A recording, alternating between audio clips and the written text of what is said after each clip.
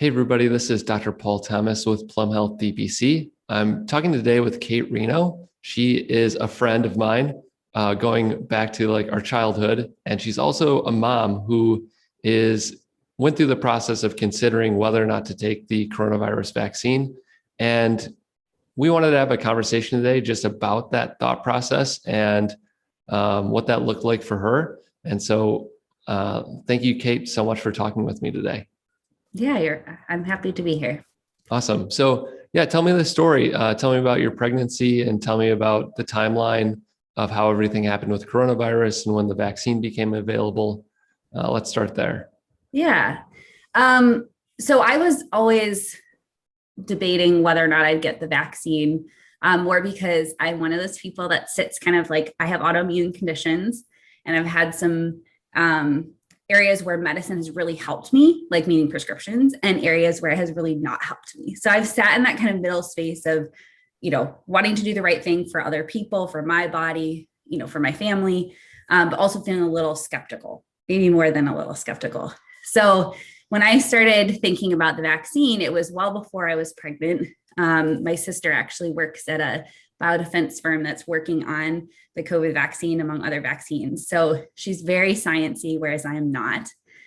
So we had a lot of interesting discussions very early on when she was working on the vaccine, so that I was able to understand, what's going on, what kind of testing was happening. So I started to feel pretty comfortable pretty quick. And I think it probably helped that as in over a year ago, in January to February, my family got really sick before they were testing people who hadn't been to China. And we had circumstances that were likely exposure through someone else, but they didn't test us.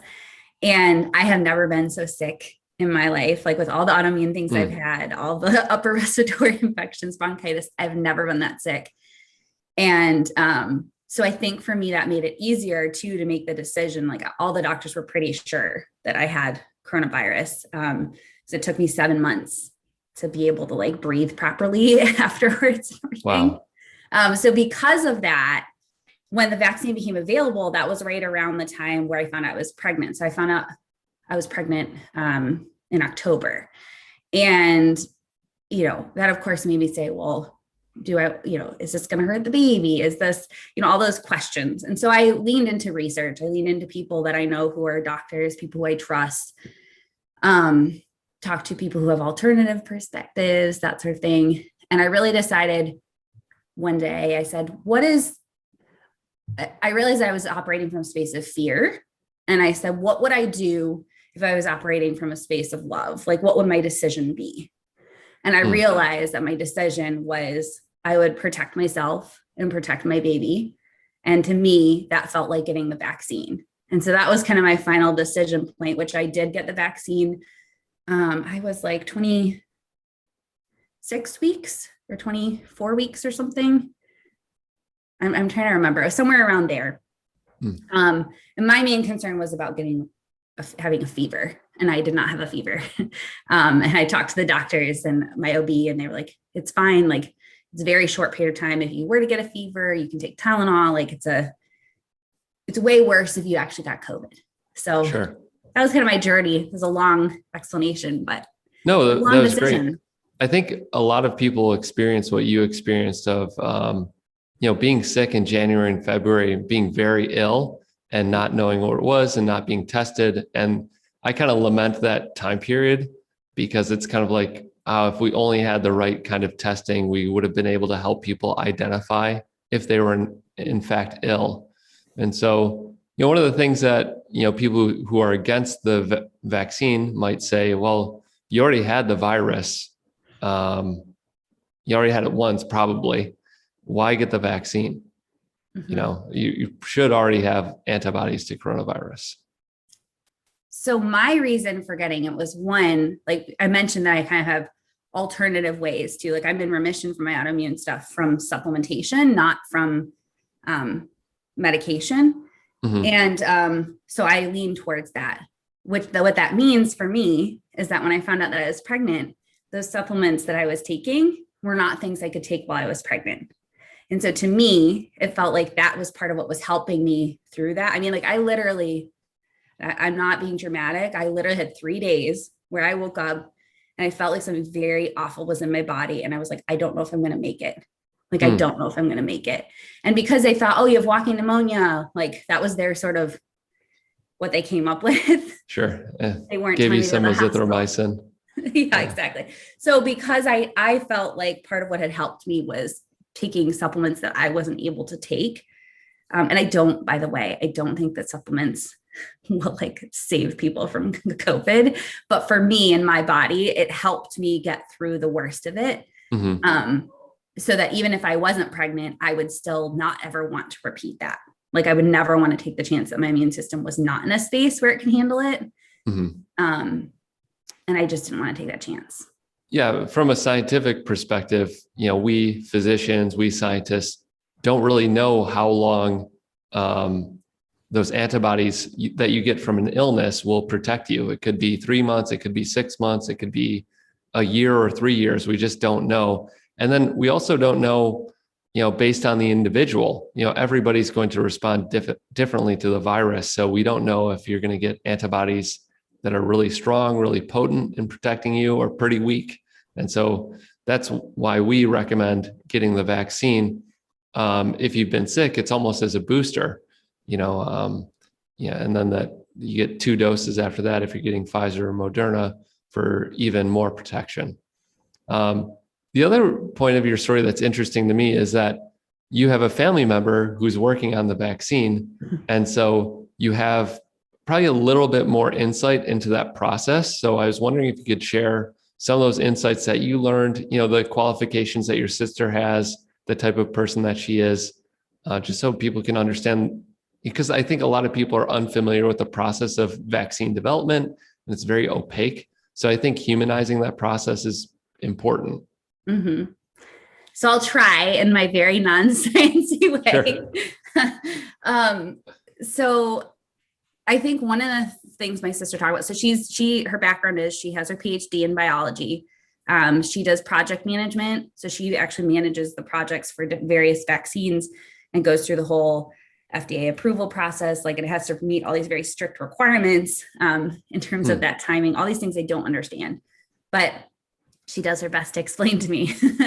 And so she was able to share with me kind of the process of approving a vaccine, and that, they're not going to let pregnant women take it if it's like they think it's going to hurt the baby. And that for me was like being pregnant. That was a big thing that made me feel like, okay, I feel okay about this. And that a lot of the tests that the studies they were doing were actually more about how long was the vaccine, like were there differences in how the vaccines worked for pregnant women versus non-pregnant people.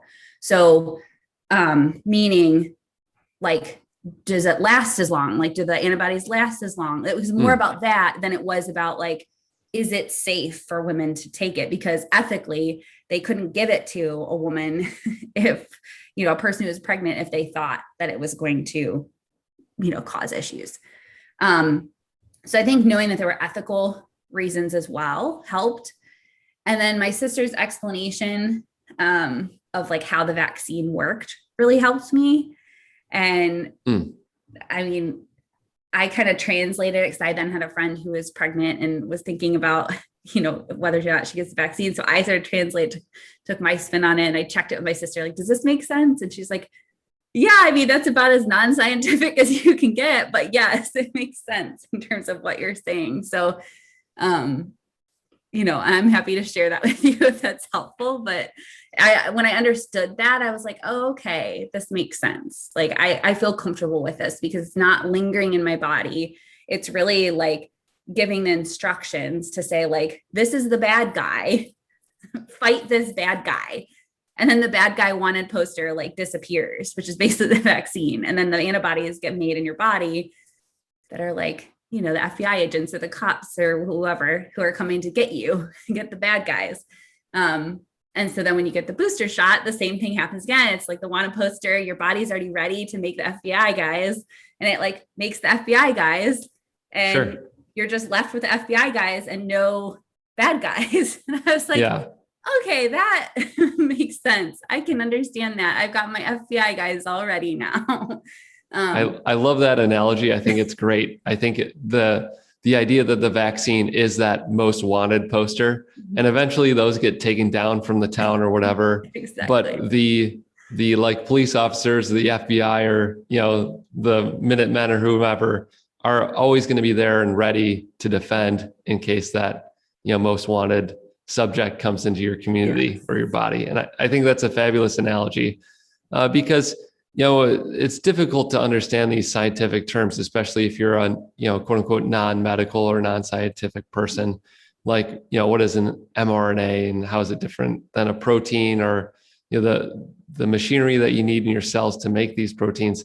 All that can get pretty confusing, but, putting in the context of that analogy is pretty nice. So I can tell you, I feel comfortable with mRNA because yeah, I was like, is that the right acronym? Yes. See, that's how little I know. But that one, like the Pfizer and Moderna, I feel like I understood those. But I'd love if someone could give an explanation of the Johnson and Johnson. I know that works a little bit differently. I don't know how, but I do know, I can explain at least if someone asks me about the other ones. So I've done that several times for pregnant people in my vicinity. Okay, so the Johnson and Johnson vaccine uses an adenovirus in a viral vector.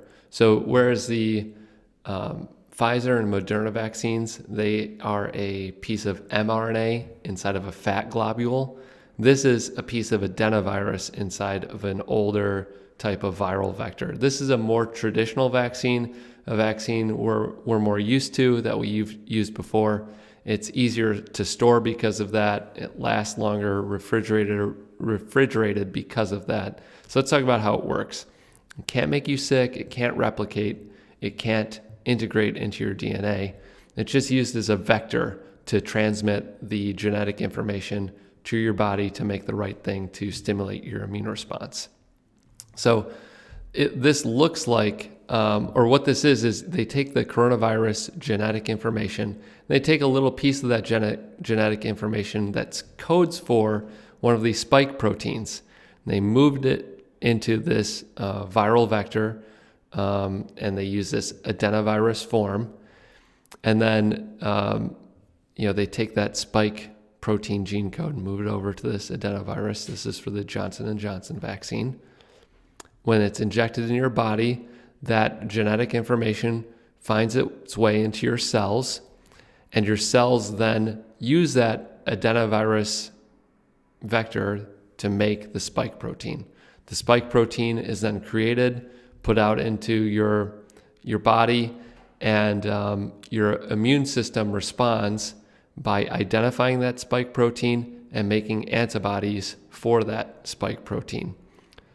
So then more and more antibodies are created by your body and the defense system. And eventually, or hopefully not, but if you are exposed to the coronavirus, the entire virus, all these antibodies know exactly what the spike protein looks like, and they can take out and kill the virus that way. So that is how the Johnson & Johnson vaccine works, and that's how it's different than the Moderna and Pfizer vaccines. So it's a different most wanted poster. It's a different, it's still a most wanted poster. It's a different delivery vehicle.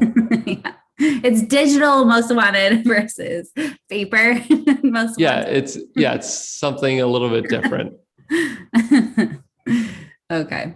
Well, that's helpful. I will say the only other thing that I had people ask me, like, because I've shared, about being pregnant, making the decision, I got a lot of questions about fevers. So I did mention that I had reassurance from both my OB, and then also I can share this link with you, Paul, but I was part of the March of Dimes panel discussion with a bunch of people who are researchers in this area. And then me, like the mom, that was like this is why I made my decision. And then they talked about the science. So they talked in there too about the same sort of thing. Like the fever was a big worry for moms because we know that can be, dangerous for the baby potentially. And that all of us felt like, what if we get the fever or what if we get a fever? And they all said, that has to be sustained at a very high temperature over several days. And you would be able to take Tylenol. You would be able to, like, you wouldn't, the amount of time that the after effects of the dose would last are shorter than the amount of time that you would need to have a fever in order to cause harm to the baby. So that was something that was super helpful to me. And then the other question that people had is around fertility. Like, would it affect my future fertility? And the gist from the panel was no, like there's no known way that this would cause any issues around that. Yeah. That's what we've been seeing so far. So that's nice that they talked about that in that panel. One other point that I wanted to bring up was the recent article. I think this conversation is very timely because on Friday, or actually this is April 21st, preliminary findings of mRNA COVID vaccine safety in pregnant persons. The New England Journal of Medicine studied about 35,000 women who were age 16 to 54 who identified as pregnant through that vaccine safe program or vaccine adverse event reporting system. So basically, I don't know if this happened for you, but when you get the vaccine, you're enrolled in VSafe for VAERS, and you can report any side effects that you have. And so they tracked these women over 2.5 months, starting in mid-December, December 14th. And they found that there was no increase in adverse effects over just a typical pregnancy. So it was very reassuring. And from the beginning, the American Academy of Obstetrics and Gynecology, or OBGYNs, have been recommending the vaccine. So that's been nice to see that there's some scientific weight now that we're, what is it now, 4 or 5 months into vaccinating people, that we have enough evidence to make those recommendations. So that's all I got, I think, unless there's anything else you want to add. Well, one other thing I wanted to add was, I don't know if you've seen any of the articles that were talking about how antibodies are passed on from vaccinated mothers. I hadn't seen that, but not to call you on the carpet there. No, typically, when a mother has immunity in her bloodstream, that's passed on to their baby, and provides transitional immunity for a certain amount of time to the baby. Yeah. So that was basically what, I mean, again, I'm a non-science person, but that was what some of the articles were talking about. Like, they officially saw that it was getting passed on from the mother to the child. They could see it in like the cord blood. And that, I believe, I have to be double checked on this, but I'm 99% sure it was also passing in breast milk from the mother to the baby. So that was actually something that a lot of my friends considered. And that's what made them make the decision to get the vaccines even while pregnant, because they wanted to have the antibodies to be able to pass on. And that they were more prevalent, I think, if you'd had the vaccine versus than if you had COVID while pregnant and then passed on those antibodies. Sure, because when you get the vaccine, you get typically it's a more known vaccine response. You're creating more antibodies, more immune proteins that are in your bloodstream, in your body, that you can pass on, let's say through cord blood or through breast milk. Yeah. And I think that's where we'll end it today. Thank you so much for chatting with me about this. I know it's a really personal decision, but I think it's really important, not only to protect yourself and your baby, but also to protect, people around you, because ultimately you could serve, if you're unvaccinated, you potentially get the virus and pass it on to a coworker, a friend, or somebody in your community. So that's why it's important to get vaccinated. So thanks so much for your time today, Kate, and take care, everyone. Have a great week. Thank you. And